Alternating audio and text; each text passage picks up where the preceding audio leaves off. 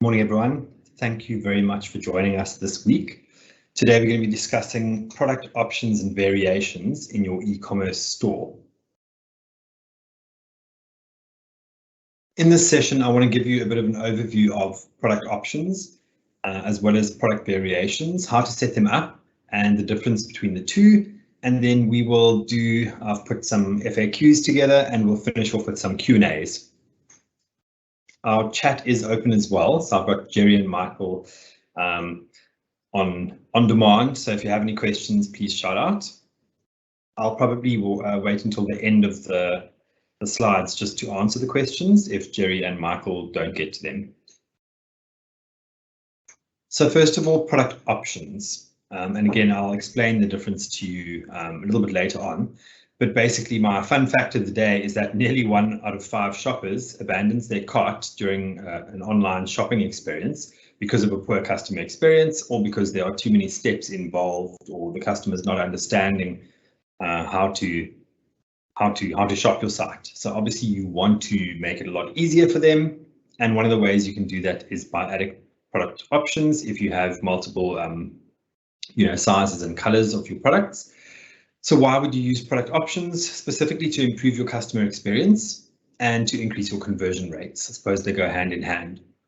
Then some of our most popular product options are size, color, extras if you wanted to offer a free gift or if you wanted to offer gift wrapping, and then file uploads. So if you needed your customers to open or to upload a file, an example is if you are doing design work and you're wanting them to upload a logo, you can ask them to do so on the product page before they add to cart. Another thing to remember is that product options don't have any limitations. So one product can have multiple product options. We don't put any limits on that. So how do you set up product options in your Netcash shop admin panel? Basically, you would navigate first of all to your catalog and then go to your products. You can either start a new product, so create a new product, or you can go to an existing product and edit the product. So it's catalog products. Once you've opened up your product, or once you've created your new product, you would then go to the options tab, which you'll see in your top row of tabs once inside the product. You've got general attributes and then options. So when you open up the options tab, you have got the option to add a new option, and you can then add values within the option. So to start, you would give your option a name. For the sake of the examples in this session, we're going to use sweatshirts. So the option name would be color, and you're going to choose your input type. In the next slide, I've broken down all of the input types as well, just to give you a big overview of what you can do. So for this example, we're going with the option name of color, and our input type is radio buttons. You can see a little bit further down, we've got blue, green, yellow. So those are the different values within the product option, and the price modifier and the default value we're going to touch on a little bit later. So the example of the sweatshirt, you can see the blue sweatshirt. It's 250 Rand for the base price. If you select green or yellow, it's going to be 250 Rand as well. So you would choose your color and you would add to cart. You can save once you've set these up, you can save and actually do a preview of the product before going live. Next, you've got your input types, and these are the different options that you can set up when you're creating your inputs. So again, we've created the input name of color, and we're now going to do the types. So the first option you have is your drop-down list. With the drop-down, the radio, and the size, which are all three on this screen, you can only choose one. So you can only select one of the options available. So for instance, if it's a drop-down, you wouldn't be able to select the blue and the green. You can only select a blue, green, or yellow. Same with the radio buttons, and the same with the size. So your drop-down list, pretty simple. Your customer would see color, and they would see the drop-down arrow. You would select that, and it shows you the drop-down of your all sizes, or sorry, all colors available.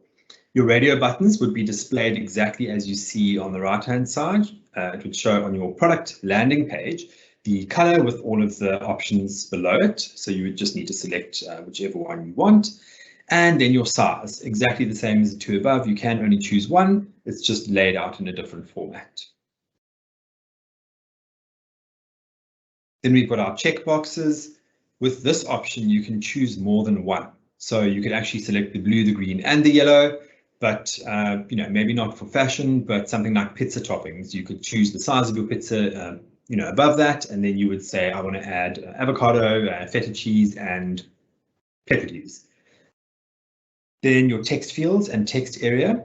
So one of our customers, a Netcash shop client of ours, has created an online female fashion store, and you would buy your product. So select your product first, your color and size, and then she offers embroidery. So you can choose if you wanted to have 1, 2, or 3 embroidered initials. And the next step, when before you can add a product to cart, you actually need to put the initials that you want embroidered. So you would, if it was a 3-letter initial, you would say SJH, and you would type it in, and that's a compulsory field before you can check out. That way she receives it, it's on the customer order. If the customer's made a mistake, they can immediately see, and it's just, it's easy to manage, there's no room for error. Then we've got date picker.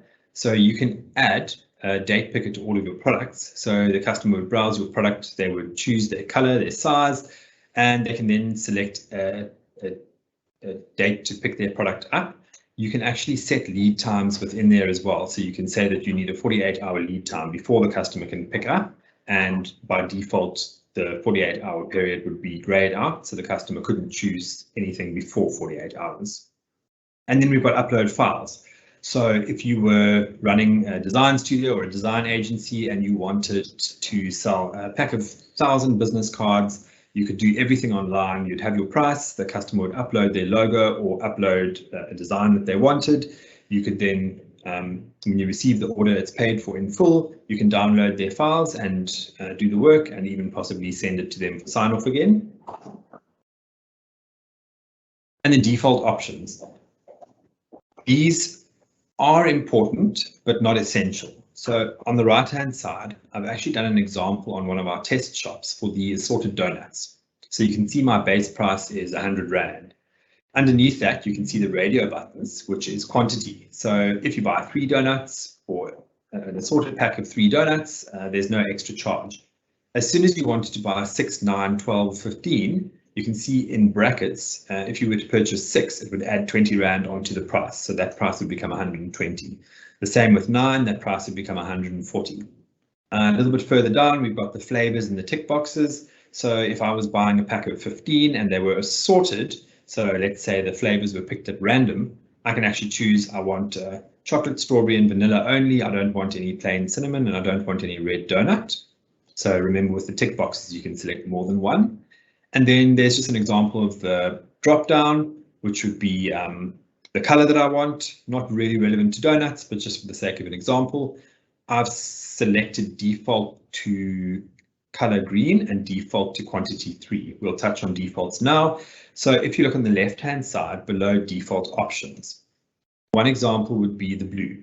So for the sake of the donuts on the right, let's say that that is 3. So for 3 donuts, you would select that this is the default value that shows on the front end. So when your customer's shopping, they arrive on your product, they would automatically see the default option. They can then change the default option by using the radio buttons or using the drop down. And if you don't select a default value, which is also fine, your customers would have to select something before moving to the next step. So it would be a compulsory step. What you can use the default value for, and it sounds cheeky, but it's the way that marketing works. You can default to one of the more expensive options, so that when your customer arrives on your page, they would see that it defaults to a pack of 15 assorted donuts, and the price would be 180 Rand. The customer would have to go and change it to a 6-pack or a 3-pack, depending on how many they wanted. But the default to the highest option is always great. And then price modifiers. So I'm going to break this down a little bit as well. I mentioned it earlier. So if you look at the top right-hand side, your sweatshirt base price is 250 Rand. So now you can add different product options. And for this example, we're doing gift wrapping or a handwritten card. So if you look at the base price of 250, on the second image of the blue sweatshirt, you can see the price is 300 Rand. That's because the customer has selected gift wrapping, and with the product option, we've said we're going to add 50 Rand or 50 Rand for gift wrapping. We're going to add 75 Rand for a handwritten card. So you can see price goes from 250 to 300 when I select gift wrapping. And then the very bottom image is just to show you exactly how the price modifiers work. So we've said option values gift wrapping and handwritten card at the very bottom. Then you get to the price modifier section. You've got a plus sign with a drop down arrow. So you can choose to add a value or subtract a value from your base price using these option values. So for gift wrapping, we're going to say I want to add a value. You can then use the next one where you see the Rand symbol, and if you select the drop down, you will get a percentage sign. So you can choose if you want to add or subtract a Rand value or a percentage, and then you would put your Rand value or percentage in the last field. And again, you'll see above gift wrapping 50 Rand add-on, handwritten card 75 Rand add-on, and that's how you set them up. Then on to product variations. So I'm going to say this now, the main difference between a product option and a product variation, and obviously the most important, is the fact that you can give each product variation a SKU code. It's an individual SKU code. And there are a few more options as well, so you can manage stock per SKU code. Whereas the product options, if you had the blue sweatshirt in small, medium, and large, you wouldn't be able to add a stock quantity per size. But we'll break those down a little bit further as well. So for this example, you see you've got your base product, which is your sweatshirt. Your sweatshirt options that you've set up, which is before you go to variations. You've set up that your sweatshirt comes in small and medium, and you've also set up that your sweatshirt comes in yellow and blue. So you would use your drop downs or your radio buttons, and the customer would be shopping and they would have to select the size and then the color.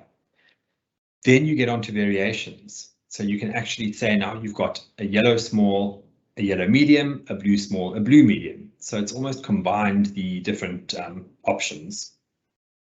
The product variations option is only available on the business plan and the unlimited plans. So that's just something to note. Our business plan is 475 Rand a month, and that can hold up to 2,500 products. And remember that no matter how many options or variations you have within your base product, the base product is only one product. So you don't lose a product for each variation and size. So on to some more reasons why you would want to use product variations. So basically, if you're setting up an option for the small green, medium green, and large green, you would only be able to have one image. You wouldn't be able to have an individual image per different variation or per different option. The product variations allow you to add a smaller picture for the small green, a larger picture for the medium green, and a larger picture for the large green. On top of that as well, you can't adjust prices when you're using options, but when you are using attributes, you could say that small green is 100 Rand, the medium green is 110 Rand, and the large green is 120 Rand. And then most importantly for me, you never want to oversell products. So you want your stock to be accurate, and you need to know that, you need to know how many units you have available to sell of your small green, of your medium green, and your large green. So your small, your medium, and your large green, as well as the red and the blue, would all have individual SKU codes. And I'll show you in the next couple of slides how you would set up the stock and the pricing for those different options. So you'd be able to track your inventory, which you can't do with the product options unless you have unlimited stock, or you're making product on demand. Donuts, for instance, where you can order ahead. There are ways to work without having a unique SKU code per item. But best practice is to have your inventory and your SKU codes all matching up with your pricing and stock quantities. And then specify weight for each combination. So your products might be different weights. It doesn't really apply to this example, but let's say, for instance, your small green, medium green, and large green were all different weights, and you had specified automatic calculations for shipping at checkout. you would obviously want a higher shipping charge to your customer for the large green item because it's going to cost you more to get it to the customer. And then some examples on how to set up product variations. So you need to bear in mind that you would have loaded your product options before you're going to load your product variations. So basically you would then go to your existing product, or you would create a new product and you would use the variations that you loaded on the existing product, or you would create the new product with your different options. Sorry, I said variations, I meant options earlier. So you take your existing product, you do your edit, you would then go to the variations tab after you've done your options, and you would select new variation. By selecting new variation, it's obviously using your base product, which is the product that you've opened and set the options up. So you're now adding variations to that product. So you would say new variation, and then you would add your option values for the variations. So your color blue, size small. So again, for this example, we're going to use the small blue jumper. You would then go to that product. It's now created variation number 1, and the price doesn't change in this example for the different sizes and different colors. Generally in fashion, that is the case. Your shoes don't cost a different amount per size. So you've got your color blue, your size small, and we're going to give it an individual SKU code as well as an individual weight. And you can also add your barcodes here as well. So if you're selling products that are internationally recognized or nationally barcoded, you can add your barcode here as well, which would help with your SEO and obviously tracking stock and ordering from suppliers. So you can then go to your stock control section after you've given your product a unique SKU code. You can go to stock control and you can say that the product is limited to 20 units. So I've done a stock count. I know that I only have 20 of the blue size small in stock. The blue size large, I've got 150, but when I load that variation, I would then make that adjustment. And I also want to receive a notification when I have only got 5 of the blue small left in stock. So you can set all of that up as well, which is really great. And this way you're not going to oversell. Obviously, you then click OK, you can preview your product and repeat steps 3 to 7 for all of the other variations. So you're going to go and do this exact same process for variation 2, which would be your blue medium, variation 3, which would be your blue large, variation 4, which would be your yellow small, then your yellow medium, then your yellow large. And this is how you would see your different variations when you go to your admin panel. So you've got your product options, which would be size and color, which you can see on the left-hand tab. So you've got size, you've got color, you then go into your variations and set up variations of the different sizes and the colors. So you can see at the very bottom is your base product. That's the original product that we loaded, and that SKU code is 00001.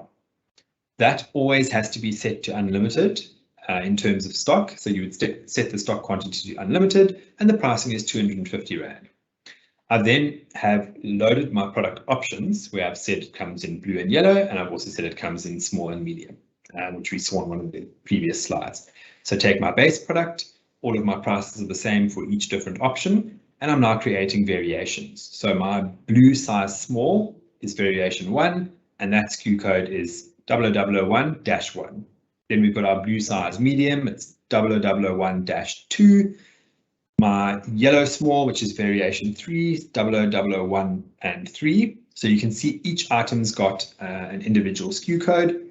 You can see on the right-hand side, the weight is all the same of my different products, the different variations of each product, and all of my products are in stock. Again, your base product is set to unlimited, and then your 0001-1, which is your blue small, you've only got 20 units in stock. Variation 2, you've got 10 units in stock.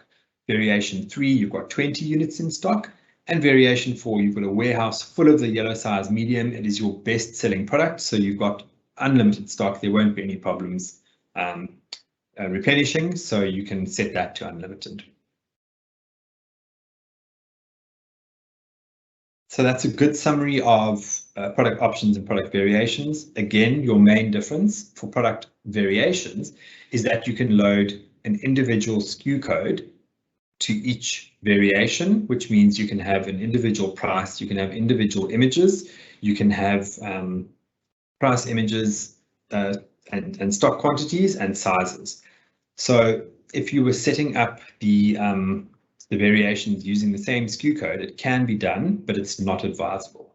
So first one is, if I add a product variation, does it count as an additional product? I mentioned that earlier. One product is your base product. Your different sizes and variations do not count as a product. They are just different versions of that product. Then can I track my stock levels with each product size? Yes, absolutely. Each and every variation will have its own SKU code, and you can then allocate your stock quantities. What if a variation option differs within a product? So let's say, for instance, I've got my base product, which is my jumper.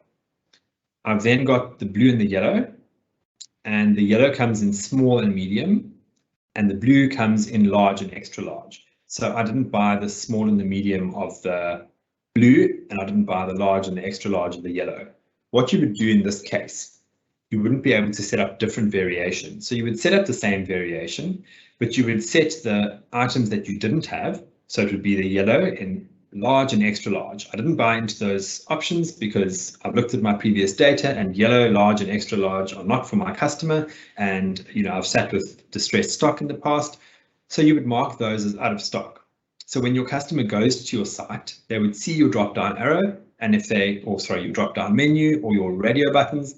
Let's go with drop down menu for this example. You would select your drop down menu, and you would see that only the small and the medium are available for sale, and the large and the extra large would say sold out. So your variations are the same across that entire base product, and the items that you don't stock, so the large and the extra large, would be marked out of stock. Then can I use the same SKU? Again, definitely not advisable, because you can't track your individual stock quantities. So you want your stock, your price, and your weights to be individually added to each product and variation and option of that product. So it's really better to have a unique SKU code per variation and option. So that's us for today. We have been uploading our webinars to the YouTube channel, which is Netcash Shop SA. So please go and have a look. If you've missed any of the webinars, they are there, so you can have a catch up. We've also created a webinar page on our website, and you can go and sign up for the upcoming webinars, as well as see the upcoming webinars and what the topics are and what we'll be discussing. And then just a reminder to keep an eye on our blog. We are adding updates on an ongoing basis to keep you up to date with what's happening in the world of marketing, in the world of e-commerce, and we're growing a really nice bank of content as well. And then please shout out to me if you have any questions. It's stephen.howard@netcash.co.za, and there's our website, shop.netcash.co.za. I'm going to have a look and see if we have any questions in the live event. Right, no questions today. So you can have the rest of the afternoon off, and thanks very much for joining us, and we'll see you again next week.